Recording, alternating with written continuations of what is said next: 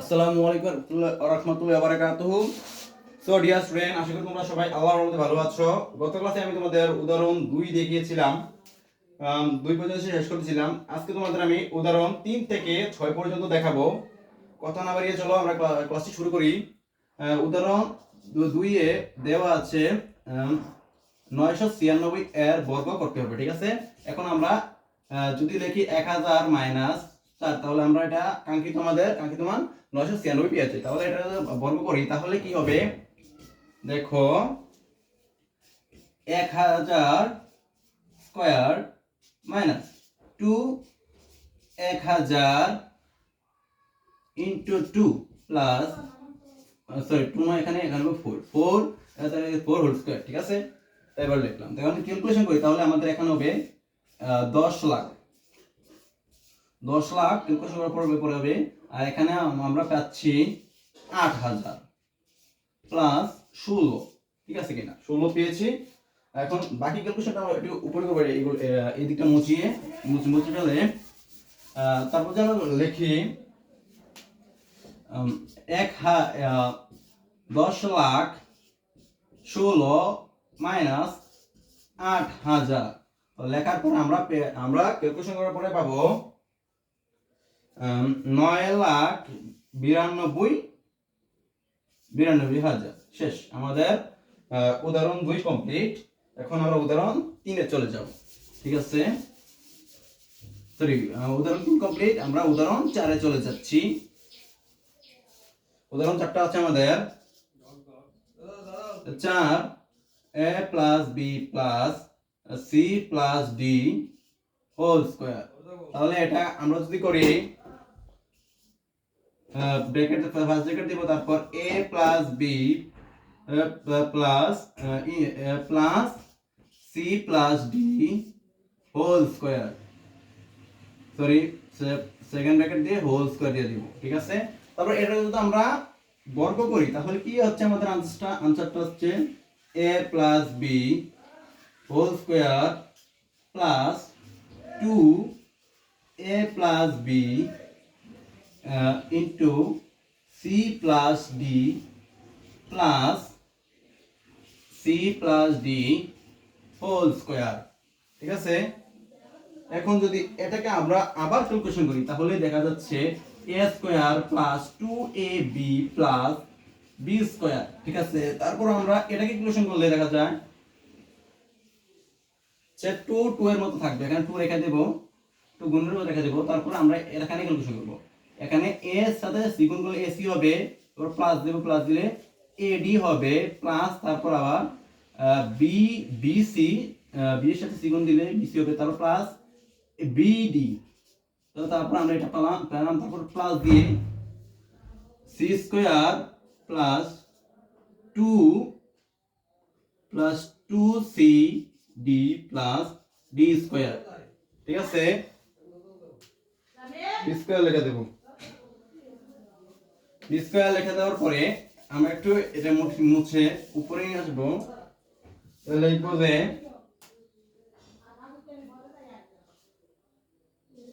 a square plus 2ab plus b square.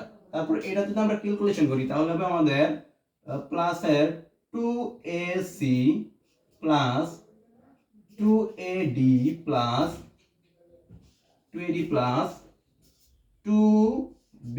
2bc plus 2bd। তারপর নিচেটা calculation করলে c square plus 2cd plus d square. তারপরে যদি এটা আমরা সাজিয়ে লিখি তাহলে আসছে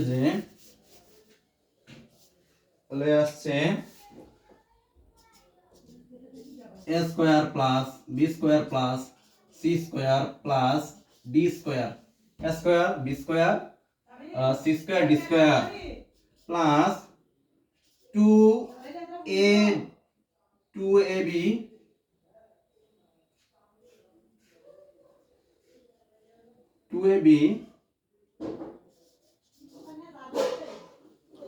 2ab plus 2b plus 2ac plus 2ad plus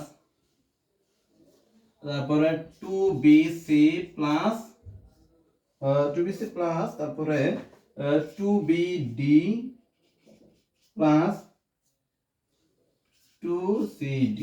ঠিক আছে, এটা আমাদের প্রমাণ উদাহরণ 4 এর। তারপর আমরা উদাহরণ 5টি দেখাচ্ছি করে। উদাহরণ 5 চলে যাব, এটা আমাদের এখানে শেষ।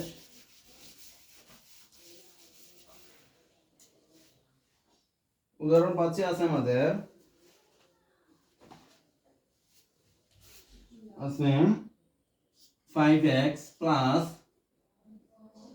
7y plus 3z plus whole square plus 2 into 7x plus 7x minus 7y minus 3x। তারপরে আছে, তারপর অনুরূপভাবে এটা লিখে দেব 5x plus 7y plus 3z plus 7x minus y minus 7y minus 3x এটা। তো তাহলে আমরা কি করতে পারি, এখানে সরাসরি তো সরল করা যায় না, তাহলে আমরা এটাকে যেভাবে সরল করব আমরা ধরে নেব। তো ধরি লিখবো, আমরা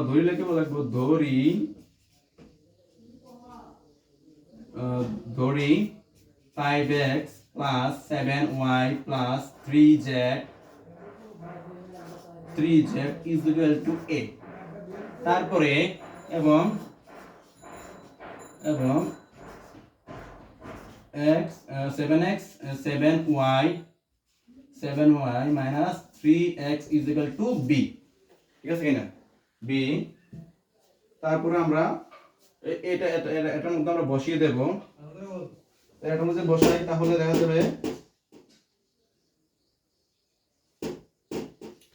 যাবে যে এখন এটাকে আমরা মুছে ফেলি, এটা মুছে ফেলি। তারপর আমি দেখাচ্ছি বসিয়ে। বসাই যদি a স্কয়ার, এটা স্কয়ার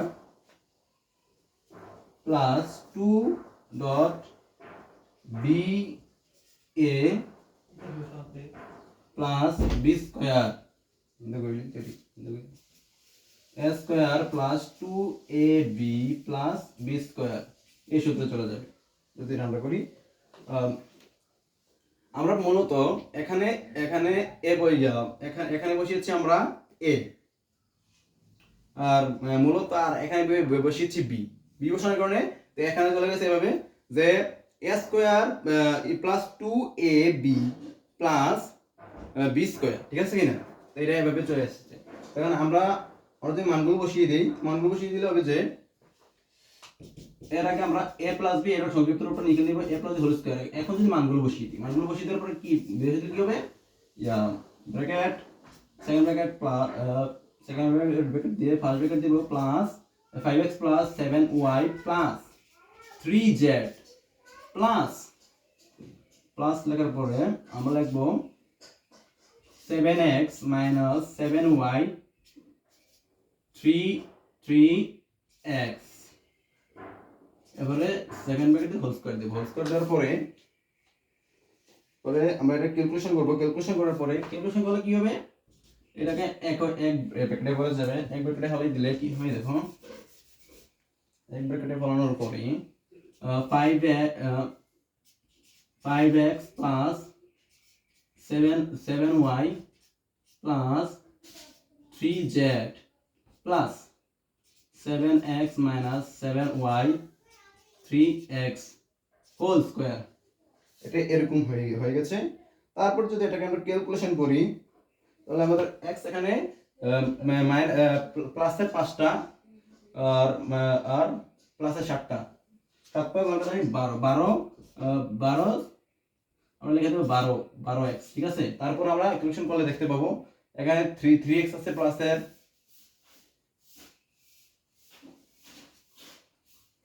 সরি এটা 3x নয় 3z হবে, 3z আছে মাইনাসের, এই 3z কেটে যাবে, ঠিক আছে। কারণ আবার আছে 7y প্লাসের 7y মাইনাসের, এটা কেটে যাবে। তারপর যেটা রইল আমাদের 12x, 12x কেন স্কয়ার দিলে তারপর আমাদের কি হয় 144 x স্কয়ার, ঠিক আছে। আর এটা হলো আমাদের 5 এর উদাহরণ, 5 এর প্রমাণ অথবা বর্গটি, ঠিক আছে। তারপর আমরা উদাহরণ 6 এ চলে যাচ্ছি। উদাহরণ 6টি হবে যে দেওয়া আছে আমাদের, লিখবো দেওয়া আছে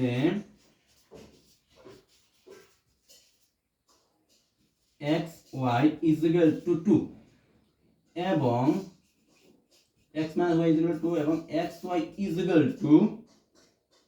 24 অর্থাৎ 24 হলে x + y এর মান কত।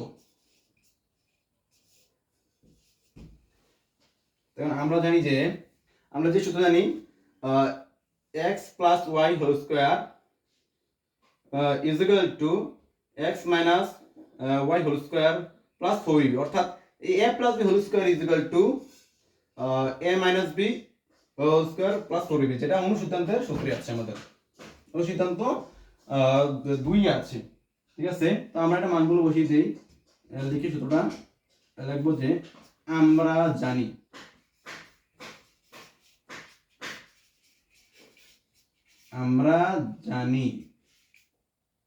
যে কি জানি x + y = whole square, x + y whole square x - x - whole square plus 4ab, sorry 4ab নয় 4xy। আর যদি এর জায়গায় আমাদের বলতো x³ + y³ এর মান বের করতে হবে, তাহলে এটা x - y whole square plus 2ab হতো। অথবা যদি আমাদের এখানে প্লাসের মানটা বের করতে মাইনাসের মানটা বের করতে বলতো, তাহলে এখানে তো প্লাস আর এখানে হতো মাইনাস, 4ab ঠিক জায়গা থাকতো, ঠিক আছে। এখন আমরা মানগুলো বসিয়ে দেই। এখানে xy এর মান আছে 2 দিব whole square plus 4 into xy এর মান আছে 24 বসিয়ে দিলাম।